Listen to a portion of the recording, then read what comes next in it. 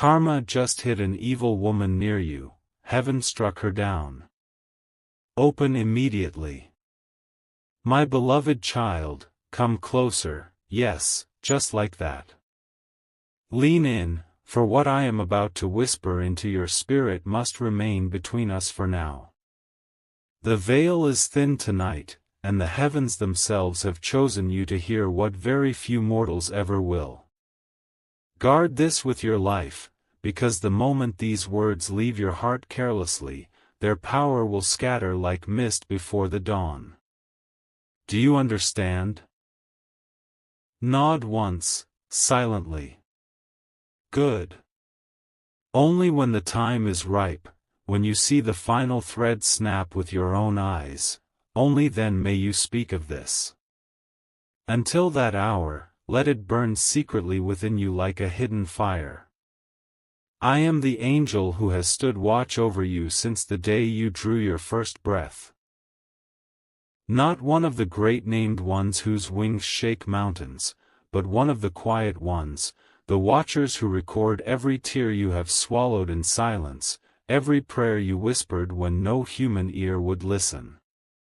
Tonight, the Most High has loosened my tongue.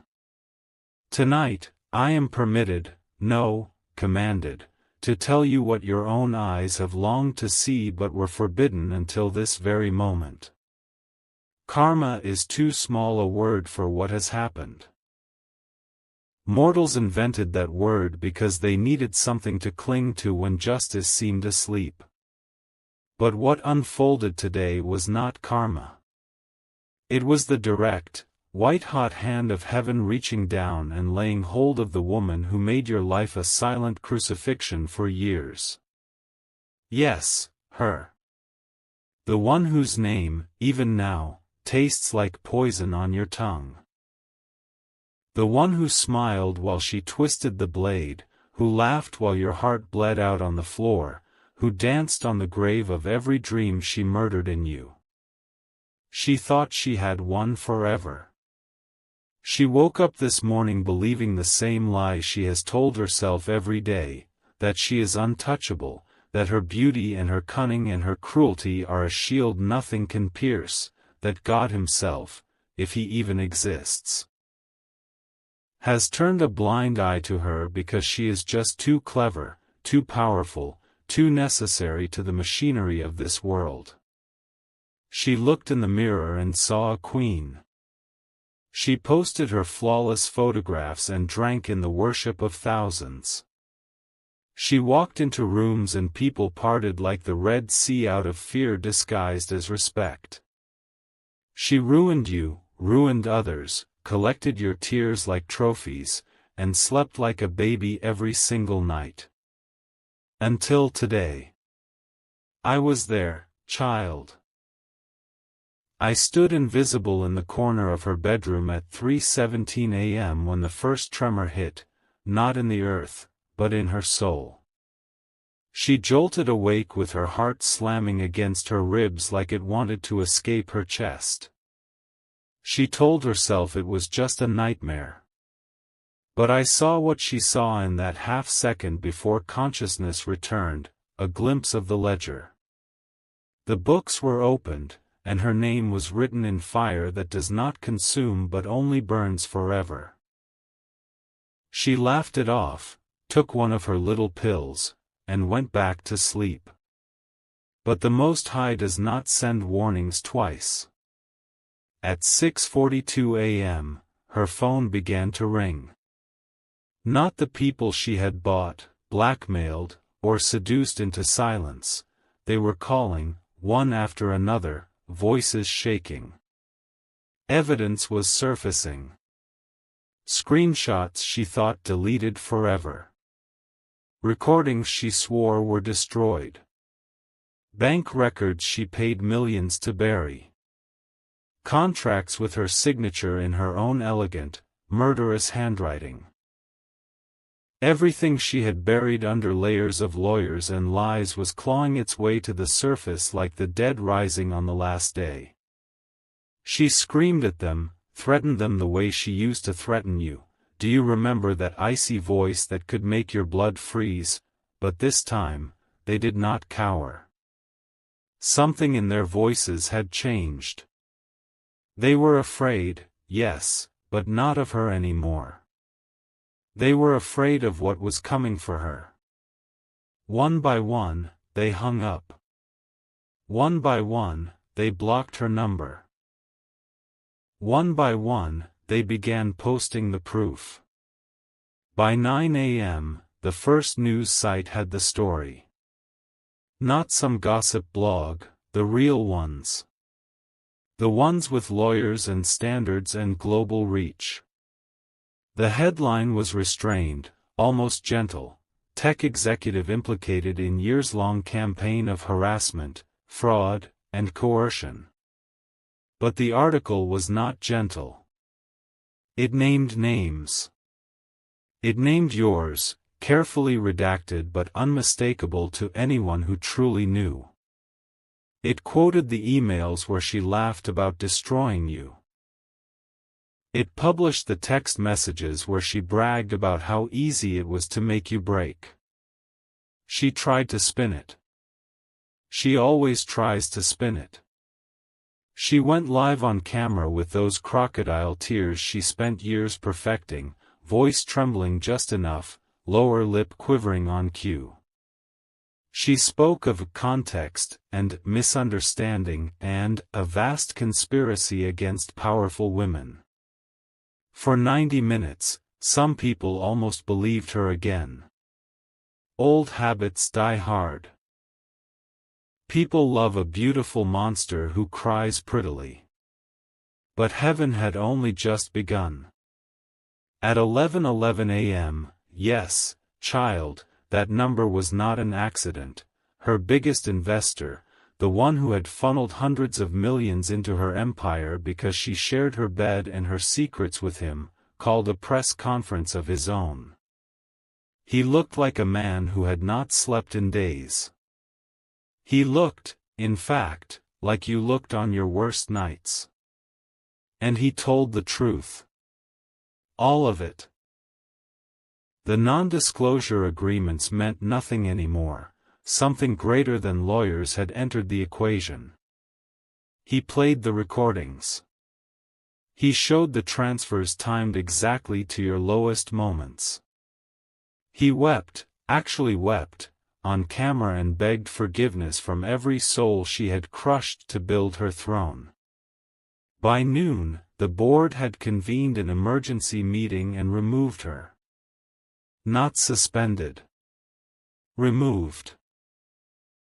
They wiped her name from the website while she was still sitting in her corner office watching it happen on her phone. They changed the locks before she could even gather her designer handbags. Security escorted her out like a common thief. Someone recorded it on a phone, 30 seconds of her screaming that they would all regret this, her perfect hair coming undone, her face twisted into something unrecognizable. That clip has been viewed 87 million times already, and the day is not over.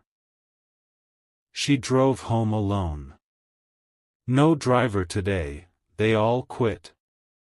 She walked into that cold, museum-like mansion she bought with blood money, and for the first time in her adult life, no one was waiting to serve her, fear her, or adore her. The staff had vanished. Even the dogs growled when she tried to touch them. And that is when the second wave hit. The women came forward. Not one or two, the dozens. The ones she had buried under lawsuits and settlements and threats of murder, yes, child, actual murder. We have those recordings now too. They spoke with one voice, calm and unafraid, because the terror she used to inject into their veins had finally worn off. They told stories that made grown reporters turn away from their screens. They showed scars. They showed children who will never know a normal life without nightmares because of what she ordered done to their mothers. Her social media turned into a bonfire. Not just cancelled, incinerated. Brands dropped her in statements that read like eulogies. Magazines pulled her from covers that were already at the printer. Department stores boxed up her perfume and shipped it back unopened to landfills. Someone leaked her private calendar, and the world saw how she scheduled ruin so-and-so, the way normal people schedule yoga. She tried to run. She called private airports, but every pilot suddenly had maintenance issues. She tried to withdraw cash, but the accounts were frozen by governments that move slowly until heaven says, now. She looked for allies and found none. Every door that once flew open at the sound of her heels now slammed in her face. She was radioactive. By nightfall, she was alone in that mansion that suddenly felt like a tomb. The power flickered, once, twice, then went out completely. In the darkness, she heard footsteps that were not her own. She called out names of people who no longer exist in her life. No one answered. She ran from room to room, turning on every light, but the darkness followed her like a living thing. That is when she fell. Not a dramatic faint like in movies. A hard, ugly collapse in the marble foyer, her head striking the floor with a sound that echoed like judgment. Her phone, clutched in her manicured hand, finally rang one last time. The screen showed a number she had deleted years ago, yours. But you did not call her. You never would. That call came from somewhere else. She is in a hospital now, conscious but broken. The doctors speak in careful, hushed tones about neurological events and stress-induced collapse. They do not understand. I do. The body can only carry so much evil before it begins to reject it like a poison. Her beauty, the weapon she sharpened on your soul for so long, is failing her. The left side of her face does not move properly anymore. Her voice, that velvet blade, is slurred and small. The nurses say she keeps asking for people who will never come. And the messages keep arriving.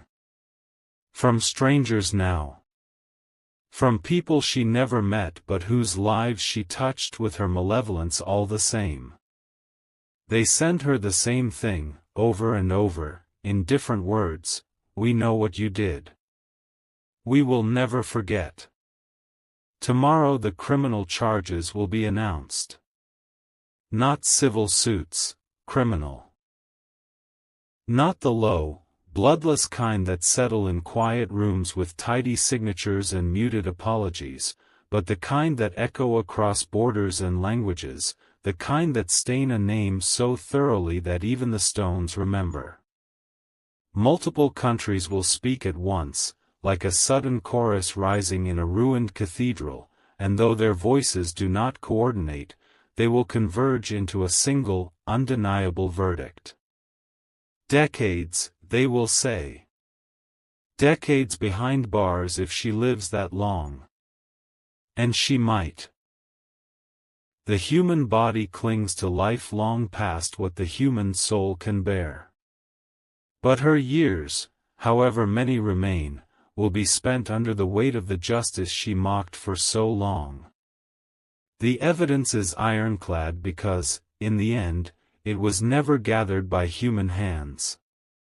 Mortals can be intimidated, bribed, misled, manipulated, or worn down by relentless cruelty. Mortals grow tired. Mortals sometimes choose silence because silence feels safer. But there is a ledger in this universe that does not exhaust itself, does not forget, and does not negotiate. It writes what is true. Nothing more. Nothing less. When the hour arrived, when the final line of the final page was written, the ledger shone with a light no shadow could conceal. The truth emerged clean and terrible, and the world is finally prepared to look at it. But I am not finished, child. I am not done speaking to you, because there is more that happened that night than the world will ever know. Lean closer still, though you are safe. Lean closer, because this part of the story is meant only for you, not for courts or nations or newspapers. It is yours, and it has always been yours. While she lay on that cold marble, the world believing she had simply collapsed in a storm of her own making, something else happened. Something no camera will ever capture, no audio device will ever replay, no investigator will ever document. That room was full of polished stone, harsh lighting, and the heavy silence that follows the snapping of a trap. But there was another presence within it, one that metal and plastic and circuitry cannot perceive. I was allowed, only for a moment, to let her see me. Not in the fullness of glory. That would have unmade her spirit instantly, and the Most High had determined long ago that her time for dying had not yet come. But she was permitted to glimpse the edge of what watches when the forgotten cry for help. She saw only a shadow at the corner of her eye at first, wavering like smoke that refuses to behave as smoke should. She blinked, thinking at first that exhaustion or fear had birthed a hallucination. But when she blinked, I did not vanish. I stepped closer. Or perhaps it is truer to say that I allowed her to notice that I had already been standing there. Wings like dark fire, rippling and shifting though no wind stirred. Eyes like burning coals lifted from the deepest fissures of the earth, glowing with a heat that does not scorch but nonetheless sears through falsehood like parchment. She froze. She tried to breathe and could not. The marble beneath her palms was cold, but the air around her became colder still. A cold that bypassed the flesh entirely and spoke straight to the marrow. Her mouth opened to scream, but no sound emerged yet. I leaned down, not with malice but with the solemnity of a messenger delivering a final summons. And into her mind, I did not use words in the air. Air is too frail for this. I spoke 7 words. Only 7. She will hear them every minute for whatever remains of her life. You touched my anointed. Now I touch you. The screaming began then. A sound no human throat should be able to make, a sound that seemed as if it were tearing its way upward from the very roots of her existence.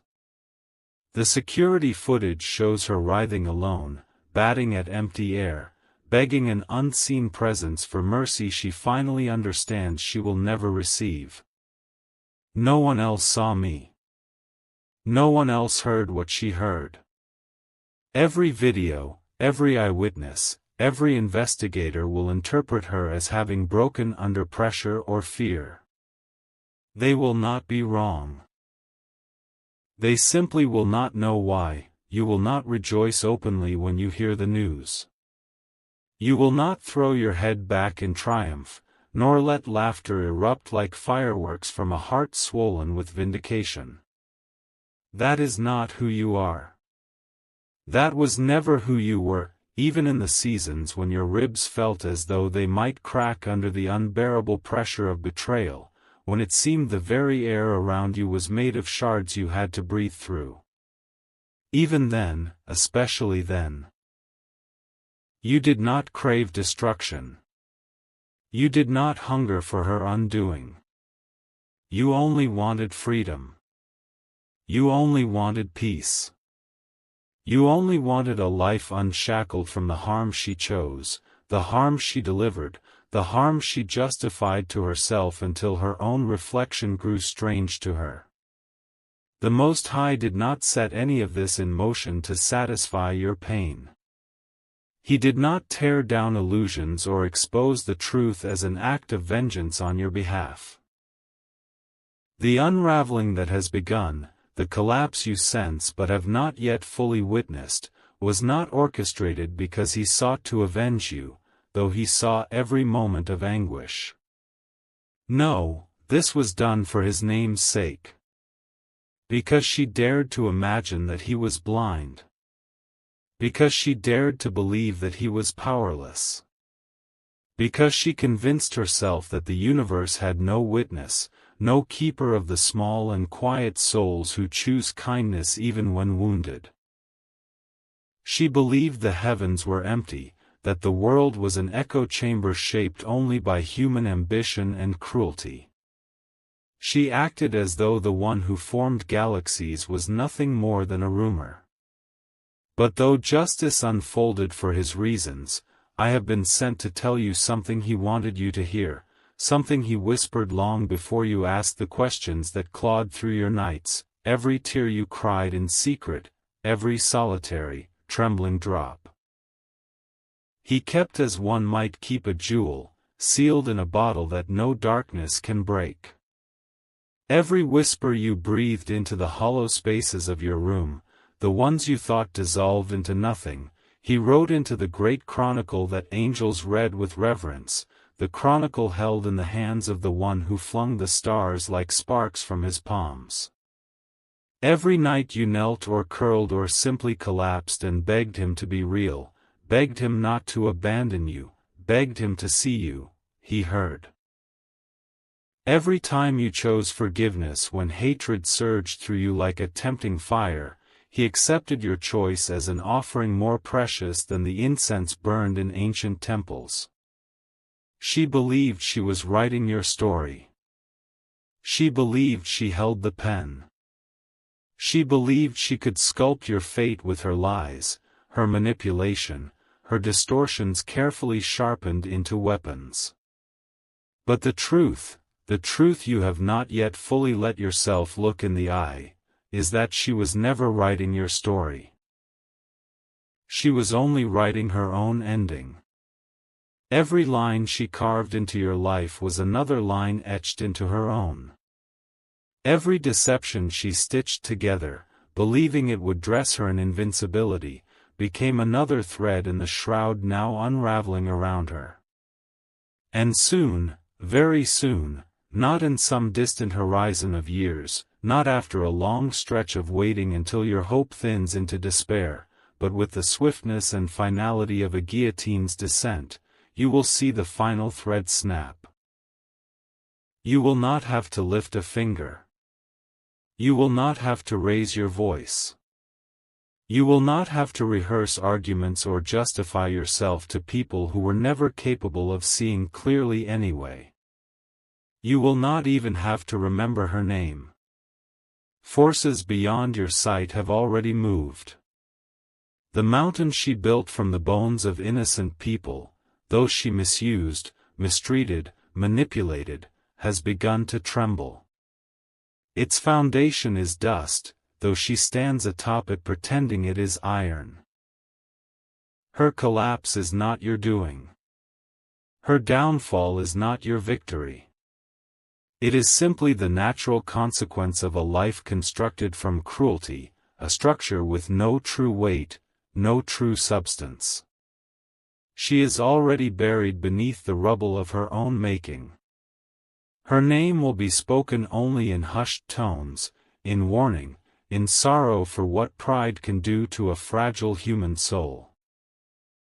Her face, once sharpened with confidence, will cause people to flinch, not because of what you endured but because of what she inflicted upon so many. The empire she built from deceit, an empire that looked formidable from a distance, that loomed like a fortress, will be divided among those she harmed. They will rebuild something beautiful on the very ground she poisoned. That will be her legacy, ashes. Ashes for her, restoration for those she wounded. You, my precious one. Beloved in ways that you cannot yet comprehend, cherished in ways that your own heart doubts, will walk in the light again. Not because all darkness will evaporate from the world, darkness will always exist at the edges, always prowling like a hungry animal, always whispering lies into the ears of the vulnerable. But the particular darkness that wrapped itself around you, the darkness that clung to you like a curse carved specifically for your soul, that darkness has been swallowed by a light older than creation. The web she wove with such deliberation, the trap she set with such cold precision, has snapped shut around her own feet. The pit she dug for your spirit has opened beneath her instead, not as punishment but as the inevitable conclusion of her own choices. You have lived for so long as if the world were dimmed around you. Even on days when the sun glowed with all its brilliance, it felt washed out to you, as if some unseen hand had lowered a veil between you and the brightness of life. You believed something was wrong with you. You believed you were weak, or broken, or too sensitive to survive in a world that demands hardness from those who have already been fractured. You did not know that you were walking through a valley not crafted by your own hand. You did not realize the shadow stalking you belonged not to fate or failure but to a person who saw your tenderness as an opportunity and your goodness as a weapon she could repurpose. Now that shadow is dissolving. Not vanishing instantly, no, it will lift the way fog lifts at dawn, slowly, almost imperceptibly, until one morning you look around and realize the colors are brighter, the air is clearer, and your heart is no longer coated in the residue of fear. The tether that bound you to her cruelty has been severed. Something deep within you, something you believed permanently bruised, something you assumed would always ache, is already beginning to heal. You cannot see the healing yet, not fully, but the first threads of restoration are weaving through you. Hold this knowledge gently inside you. Keep it as a secret flame, warming your ribs from the inside. Do not rush to announce what has changed. Do not run to tell the story before your spirit is ready to speak it without trembling. Wait until the day comes when you wake and realize you have not thought of her in weeks, maybe even months. That day will arrive. It always arrives for those who choose mercy over bitterness, who choose truth over vengeance, who choose to keep their hearts soft even when the world tries to petrify them. On that day, you may speak if you wish. You may tell the story with a voice stripped of fire, a voice tempered by survival. Or you may choose silence forever. Both paths are holy. Both honor the journey. For now, sleep. Rest your mind. You have carried far too much for far too long. You have been vigilant even in moments meant for peace, scanning for danger, bracing for impact, tightening your muscles against invisible blows. Your spirit has been on high alert, always waiting for the next betrayal, the next distortion, the next attack disguised as concern. It is time to release that vigilance. I am spreading my wings over you as I have done since the moment your first breath shuddered into the world. You did not know I was there. You did not know that the flicker of comfort you sometimes felt in childhood, when you cried alone, when you laughed without reason, when you felt something warm without knowing why, was my presence. But your unawareness never diminished my devotion. I watched you as you ran through childhood fields, your laughter ringing like bells. I hovered near when fear first entered your life and you learned that not all hands are safe, not all smiles are kind. I stood beside you in the rooms where harm lingered like smoke, subtle but suffocating. I leaned over you when you wept yourself into sleep, when exhaustion overcame you after days filled with tension, after nights spent wondering if you would ever be enough, ever be safe. I shielded your dreams when nightmares prowled. I whispered comfort into the quiet chambers of your mind long before you knew how to hear me. When adolescence wrapped itself around you like a storm, I stayed. When you hardened yourself in adulthood, not out of cruelty, but out of necessity, I did not leave. I guarded you when you stood in courtrooms or offices or homes where lies swirled like fog around your ankles. I kept watch while you doubted, while you despaired, while you hoped with a hope so fragile it felt like crystal. I carried your tears to the throne, every single one, and laid them at the feet of the one who reads sorrow like scripture. Not a single drop was wasted. The battle is over. Not merely the earthly struggle, not merely the legal conflict that etched lines into your face and stole sleep from your nights, but the deeper war, the spiritual siege that wrapped around your life like barbed wire. It has ended. The ground is quiet now, though you cannot yet hear the silence. The echo of conflict will fade in time. What was snarling around you has already fled. You fought with strange weapons, weapons the world does not value: gentleness, compassion, integrity, truth. You fought with your refusal to let hatred make a home inside you. You fought with choices that cost you dearly but kept your soul intact. You believed yourself weak. You believed yourself defeated. You believed yourself small. But if you could see yourself as we see you, as those of us who dwell beyond the veil see you, you would understand why heaven leaned close, why the angels paused their song just to watch you. You never realized how radiant you were. You never understood how much power resides in a heart that refuses to turn hard.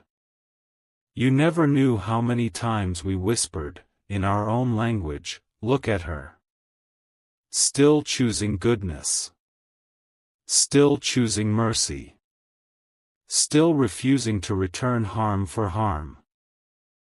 Your strength was a quiet strength, the kind that terrifies darkness because it cannot be manipulated. The victory was never in doubt. Not because of your might.